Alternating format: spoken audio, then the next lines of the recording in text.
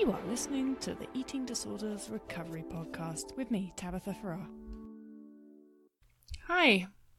So, first podcast in a while. As I said, I was going to take a little break, and I have. But I'm going to get back into probably doing some podcasts again, and a lot of that is due to I have a scheduled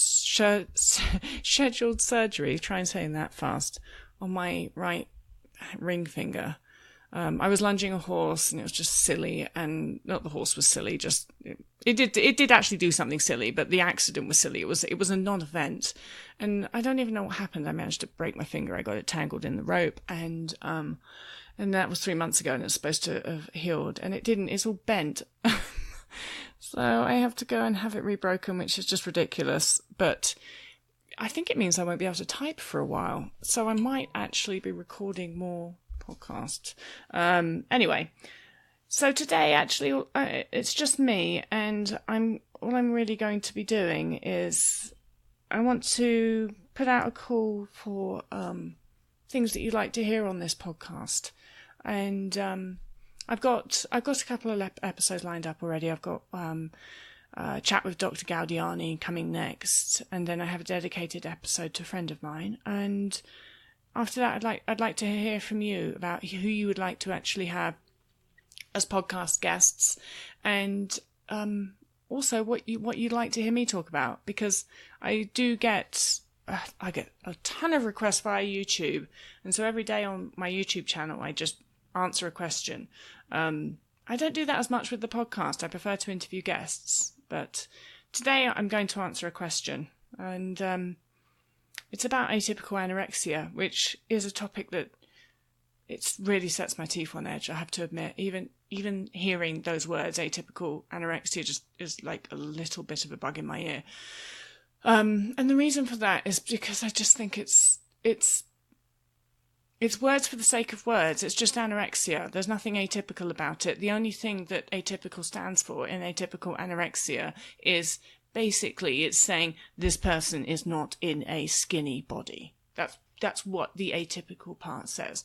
So atypical anorexia is usually used to describe a person who displays all of the symptoms, shall we call them, and behaviours of anorexia, such as restriction, fear of weight gain, food rules, we could go on and on, but you get it, those sorts of things. They just don't happen to be also in a statistically underweight body. And I say statistically underweight because they can be in an underweight body. Their body can be under the weight that it would naturally be if they had not been restricting. But if that's underweight for them is not underweight according to a BMI chart, then it's not considered underweight, which is also ludicrous if you think about it, because people come in different size bodies. It's a bit, say if we were talking about height, that would be sort of, well, a person is not less than the height that they should be. You could chop their legs off at the knee. But so for me, if I'm 6 foot, you could chop my legs off at the knee and I wouldn't be considered under height, because I could still be the height of an actual person. But of course, I would be less than the height that my body is supposed to be. It's ridiculous that with weight, it's everybody is supposed to be, regardless of their genetics or anything else. Everybody's supposed to be in the same sort of range. Of course, people should naturally come in all different shapes and sizes, but it just doesn't make any sense at all then that, say, if a person's beautiful, natural, unsuppressed body weight is a BMI of 25, they could be restricting food pretty heavily, exercising compulsively, doing all of the things, and they could be a BMI of 22. And that would not be considered underweight, would it? Because it's not below 19 or whatever the magic number is now. But of course that person is quite underweight for their body, because they're supposed to be around the 25 range. And so that's really the thing with atypical anorexia. It's just saying, oh, well, we're not going to call it anorexia because you're not under a BMI 19. Or even lower in many cases. It depends which country you're in, but which is just ludicrous. It's saying, like, you are demonstrating all of the behaviours and all of the mental state markers and everything that would be associated with this illness. However, your weight is not under a certain criteria. So therefore, we're not going to say that you have this illness. We're going to say it's an atypical version of this illness. And I think that the reason that the word atypical, when put with anorexia, so atypical anorexia, annoys me so very much is because it's actually very typical. It's very common for a person to have anorexia and not be skinny and not be statistically underweight. It's typical, actually. It may even be more typical. It's just that nobody picks up on it. So, because the criteria for anorexia has always been a person that's drastically underweight or statistically underweight, that's because the criteria has been that. It's probably always been the case that the majority of people with actually anorexia are not massively underweight. They've never been in the classification. And so atypical anorexia is likely more typical than anorexia is. And I know that sounds like a word conundrum, whatever, but it is actually what I'm getting at. It's just the fact that all of the symptoms and behaviors of anorexia can be there in a person who is not in a thin body, and they can be completely ignored and even encouraged.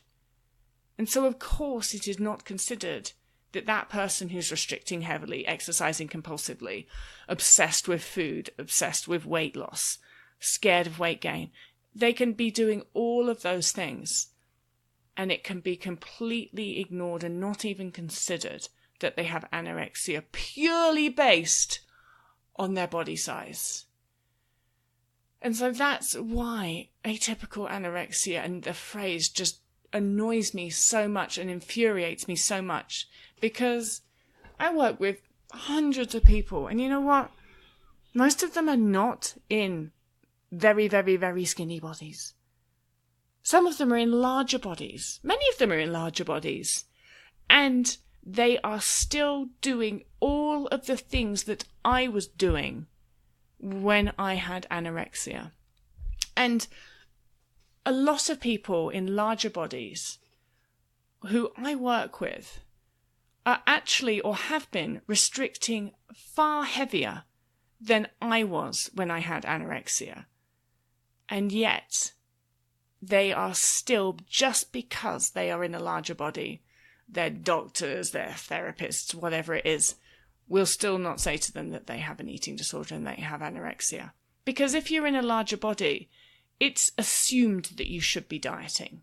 And so that's the difference. When I was there in my very underweight body, what I was doing was people were telling me that's restriction. You're not eating enough food.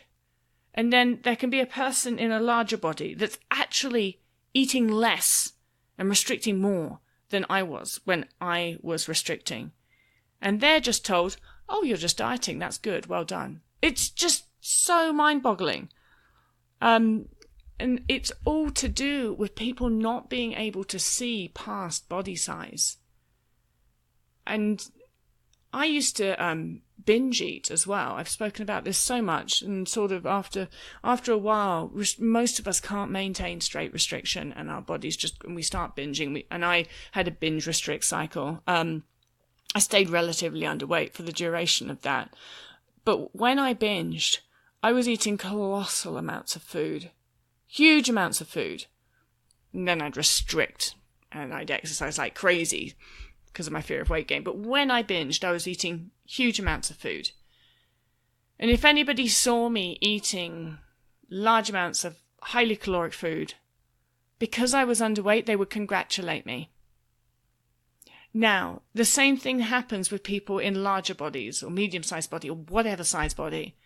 They restrict food and then they binge. But what happens when a person is in a larger body and they binge is they are told that that's bad. And that's the binge. When a person is in a larger body, The binge is all that other people see. So with me, in my very underweight body, I would binge and people would generally say, that's great, you're eating.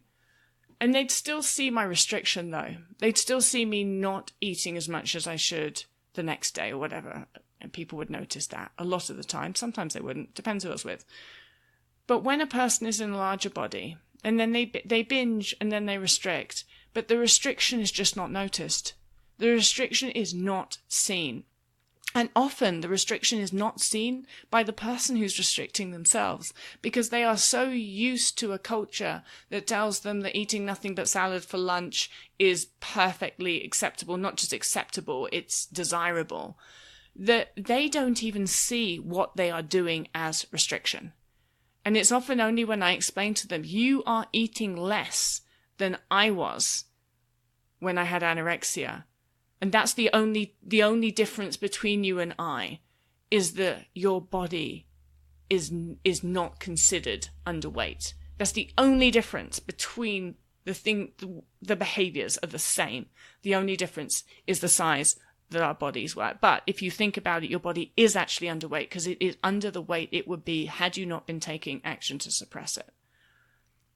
And it's only when I can really explain it like that some people that are in larger bodies and are heavily restricting and are wondering why they are binging start to understand that they actually are restricting. They just hadn't even categorized their behaviors as restriction.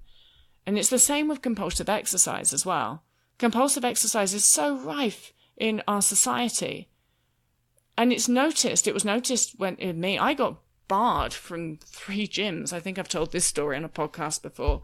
I used to get banned from gyms because of the obsessiveness of which I worked out. And the reason for that, though, was because I was presenting in a statistically underweight body.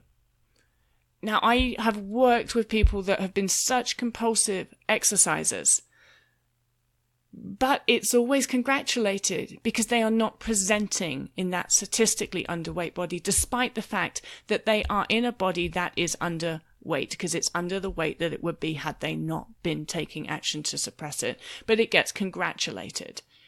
And that's so toxic and it's so dangerous, and because it makes it so sustainable, even more sustainable. And when the person who is themselves has the eating disorder cannot see and that their own actions are restrictive and compulsive and all of those things because the culture and the society around them celebrates them and says you're doing the right thing. And even their medical providers, actually, especially their medical providers a lot of the time, are telling them to restrict further and to exercise more, despite the fact that they are under the weight that their body should be. It's really difficult for a person to understand that they have a restrictive eating disorder when all of the messages that they are given is that they're doing the right things. In fact, they should do more of it. And the mental torture is just the same as it was with me. It's just the same. The obsessing about food, the fear about weight gain, all of that mental torture, the mental hunger, it's all the same. The only difference is that they started in a larger body and so they finished also in a larger body than is considered a body that has anorexia. We have to stop using the term atypical anorexia. We have to start understanding that actually, typically, people with anorexia are not presenting in super skinny bodies. In the same way, we have to start to understand that people with anorexia are certainly not always female or white and all of those other things. So that's the answer to the question that I had, all my thoughts on atypical anorexia. And as I said, I usually answer those in YouTube videos, but I might start doing more of them in podcasts, so feel free to send those as well. And I often elaborate more in the podcast. I like to keep the YouTube videos very short. And I really hope that some people listening to this will start to consider the term atypical anorexia and start to consider that the only difference there is that a person is not statistically meeting a body weight that is considered underweight. And also that you would start to consider that in any size body you can be underweight if you are under the weight that your body would naturally be were you not taking action to suppress it. Those are all the really important points that I want to get across here. Because if we can start understanding that atypical anorexia actually isn't really a thing and it's just all anorexia, we can start helping a lot more people that are suffering right now because they're trying desperately to continue to suppress their body weight and they're suffering mentally and physically and being told that what they're doing is the right thing. So, as I said, there'll be a little bit more podcast coming along. I'd love to hear your thoughts on what to do the podcast on, and just an update on me, because I don't really give those. I mean, I've just told you that I have to have my finger rebroken, but things have certainly shifted for me over the last year or so. I was working full-time as a recovery coach, which was wonderful. But some of you may know, and if you've read Love Fat or any of my blogs, or probably said it on podcasts before, that before I had anorexia, my passion was always horses. I was obsessed with horses. And anorexia actually really took that away from me for a good long time. And one of the things that gradually has been just becoming a larger and larger part of my life again over the years since I've recovered has been more and more horses and more animals in general. And last year, we moved out of our place in the town and we moved out to a farm. And I couldn't be happier. And that farm is actually an equine assisted psychotherapy non-profit organization, which I am now the executive director of. So one of the reasons that I've been doing less in terms of podcasts is because I have a full-time job as the executive director for a really quite large non-profit, which is wonderful and I love it.